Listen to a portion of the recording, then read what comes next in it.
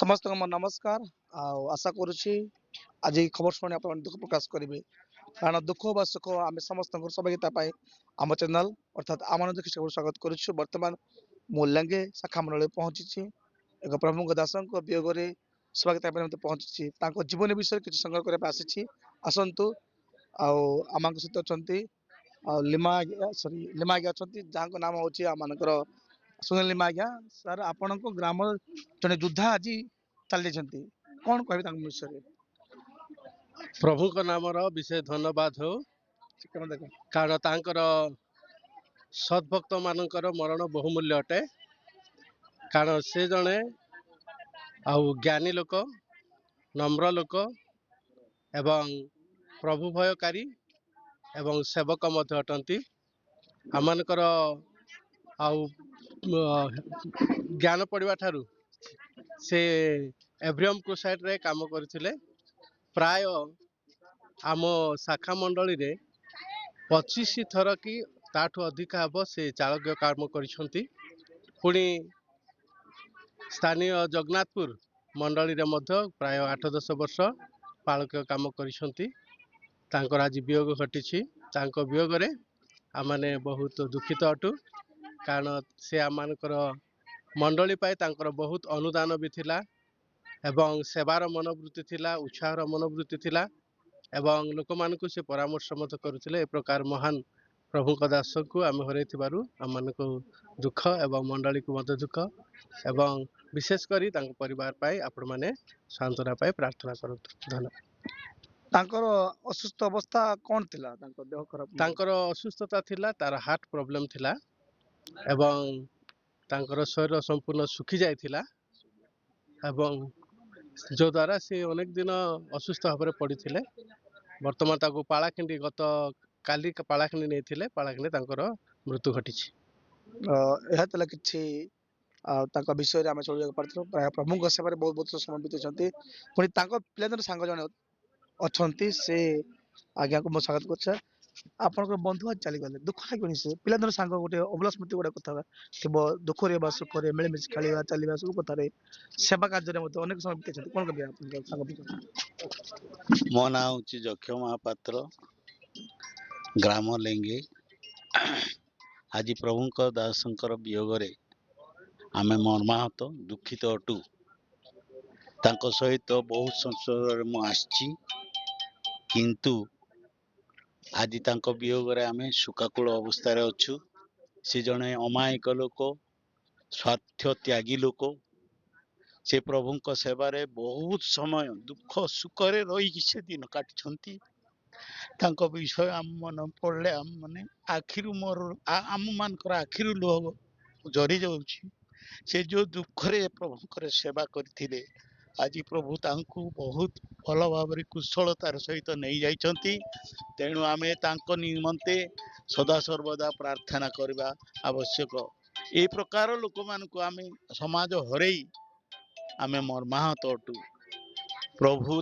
सुख संत परिवार को मध्य आशीर्वाद करंतु तांकर को शांति दियंतु से माने जेपरि कुशलतार सहित प्रभु ठारे रही की जीवन यात्रा करिवे से निमंते सर्वसाधारण प्रार्थना स्मरण करांतु।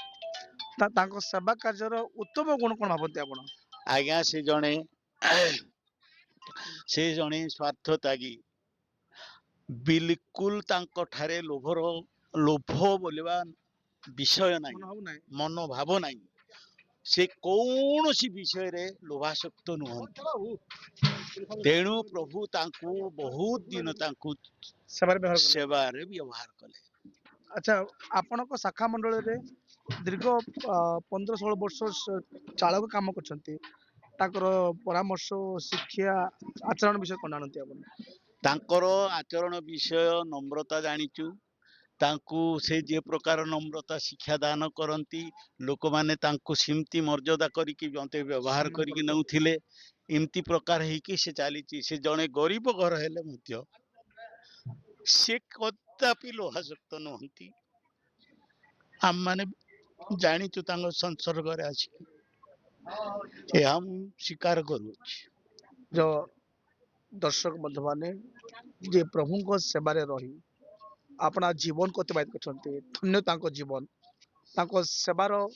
ए जीवनी को आम मन पकई आम केते परिमाण प्रभु सेवार अच्छु यहाँ मोर चिंतार विषय अटे तेज बर्तमान चालक अच्छा सहित मुझे कथा चाहे मान प्रधान अच्छा बाबू प्रभु दास आज चलीगले सेवा विषय में अल्प किसी अनुभव अच्छी तथापि मत भी दुख लगुच से माने अस्वास्थ्य अवस्था प्रभु सेवा समर्पण थे कौन कहे आप ଏହି ସମୟ ମଧ୍ୟରେ ଆମ୍ଭ ଲେଗେ ଶାଖା ମଣ୍ଡଳୀର ପୂର୍ବତନ ଚାଳକ ଶ୍ରୀ ସାମୁଏଲ ସିଂଙ୍କର ଆଂଶିକ ବିଷୟରେ ମୁଁ ପ୍ରକାଶ କରେ କାରଣ ସେ ଜଣେ ଧାର୍ମିକ ବ୍ୟକ୍ତି ବୋଲି ମୁଁ ଅନୁଭବ କରେ କାହିଁକି ନା ମୁଁ ତାହାଙ୍କ ସହିତ ଅନେକ ବର୍ଷ ମିଳିମିଶି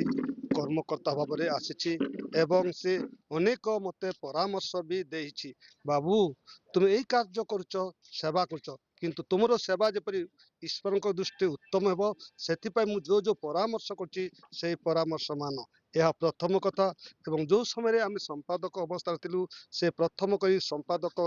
ମୋତେ ଏବଂ କୋଷାଧ୍ୟକ୍ଷ ଶ୍ରୀ ଦେବରଞ୍ଜନଙ୍କୁ ନେଇ ପାସ୍ କରିଲା ତାର ପ୍ରଥମ ଗୁଣ ଏବଂ ବିଶେଷ କରି ପ୍ରାୟ ସେ 18 ବର୍ଷ ଚାଳକ ପଦରେ କାର୍ଯ୍ୟ କରି ଆସିଛି 18 ବର୍ଷ ଶେଷ ପରେ ଜଗନ୍ନାଥପୁର ମଣ୍ଡଳୀ ଯାହାକି ସମ୍ମିଳନୀ ବାହାରେ ଅଛି ସେଠାରେ ବି ପାଳକ କାର୍ଯ୍ୟ ଅନେକ ବର୍ଷ କରି ବର୍ତ୍ତମାନ ରିଟାୟାର ଅବସ୍ଥାରେ ଅଛି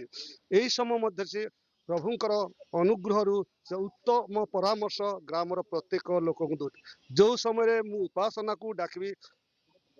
ଚାଳକ ମହାଶୟ ଏବଂ ପାଳକ ମହାଶୟ ଯୋଉ ସମ୍ବୋଧନ ସହିତ ଡାକିବି ସେଇ ସମୟ ସେ ପ୍ରକାଶ କରିବ ବାବୁ ମୋର ଶକ୍ତି ନାହିଁ ମୁଁ ଆସି ବସି ଶୁଣିବି କୌଣସି ବାକ୍ୟ ବି ମୁଁ କହିବାର ମୋତେ ଶକ୍ତି ନାହିଁ ମୋର ପାଟି ଖୋଲୁନି ଏହି ପ୍ରକାର କେତେ କଥା ସେ କିନ୍ତୁ ପ୍ରତିଦିନ ଯୋଉ ଦିନ ଉପାସନା କରାଯିବ ସେଇ ଦିନ ଥିଲେ ଯୋଉ ସ୍ଥାନରେ ମଧ୍ୟ ଉପାସନାକୁ ଆସିବ ପ୍ରଭୁଙ୍କର ବାକ୍ୟ ଶୁଣିବ କିଛିଟା ପ୍ରାର୍ଥନା କରିବ ପାଟି ନ ଖୋଲିଲେ ମଧ୍ୟ ଏଣୁ ବିଶେଷ କରି ଆମେ ତାଙ୍କ ସକାଶେ ମୁଁ ଏବଂ ମୋ ପରିବାର ସହିତ ଗ୍ରାମବାସୀ ପ୍ରତ୍ୟେକ ଦୁଃଖିତ କାହିଁକି ସେ ଜଣେ ଧାର୍ମିକ ବୋଲି କୁହାଯାଏ କାରଣ ଧର୍ମ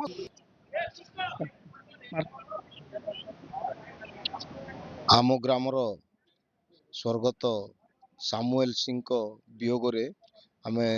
ଗ୍ରାମବାସୀ ସମସ୍ତେ ବହୁତ ଦୁଃଖିତ ଯେହେତୁ ସେ ବହୁତ ଦିନ ହେଲା